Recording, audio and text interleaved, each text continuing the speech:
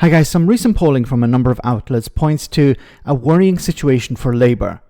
Under some more favourable scenarios, Starmer's party would still hold on to a majority, but it would be greatly reduced. However, a less favourable situation would see the government completely lose its majority and be forced perhaps to form a coalition just to stay in power. Now, polls mean very little 4 years out from a general election, but they should serve as a wake-up call for the government to prioritise two things: deliver on a better standard of living for citizens, and second, rebuilding trust. So John Curtice was interviewed here about the feelings of the public, and is extremely pessimistic, which represents a massive challenge for the new government. Politicians have been very ready to throw mud at each other when politicians on one side or another have been caught not maintaining adequate ethical standards. Now, arguably in the case of one recent Prime Minister, there was a series of issues of integrity, and that may be indeed one of the reasons as to why trust is currently as low as it is. But to some degree, one is tempted to say that politicians perhaps should often remember, people who live in glass houses shouldn't throw stones. The truth is, politicians of all ilk will occasionally fall foul of whatever ethical regulations we have. It doesn't help to impress the public about the quality of politicians if you then fire mud each other in those circumstances. So I think that's issue number one. It's the way in which we've turned ethics into political warfare. The second problem is much more fundamental, is that basically in many people's views, the state and the government is not delivering, right? We have an economy that is flatlining. We have public services, particularly the health service, that aren't working. And again, if you go back to the report that you kindly referred to, we show there very clearly that people whose economic circumstances are challenging, people who are concerned about the state of the health service, are much less likely to trust politicians and government than so the case. So I think at the end of the day, the problem about trusting communists is about a much wider problem about how the electorate feel at the moment. We're looking at an electorate that is deeply pessimistic about the state of the country, where it's going, etc., etc. And until we've got politicians who can turn that around, it's going to be difficult. And of course, Keir Starmer's answer is meant to be, I'm going to deliver. Well, fine, but delivery does take a wee while.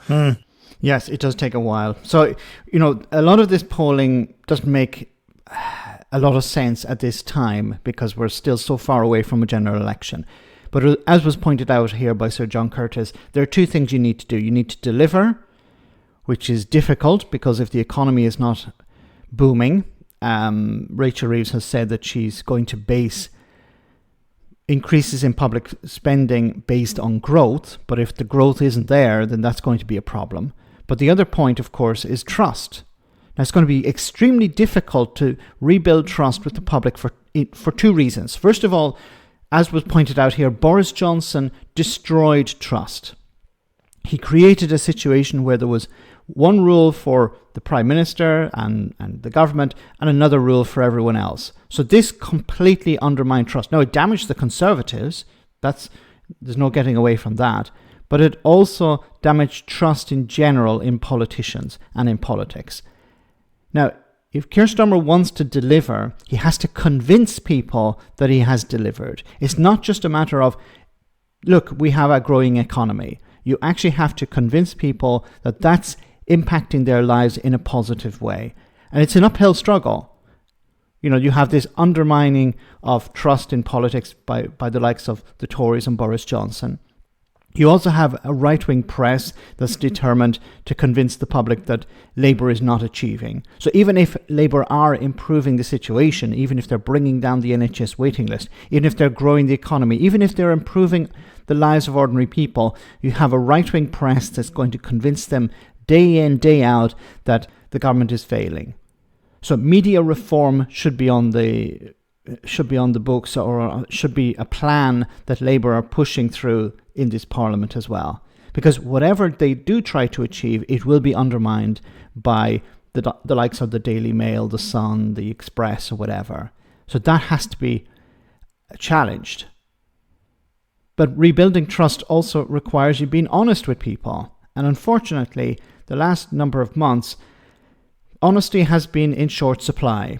And Keir Starmer is now being regarded by the public as a liar because he said he would do one thing and then did something different.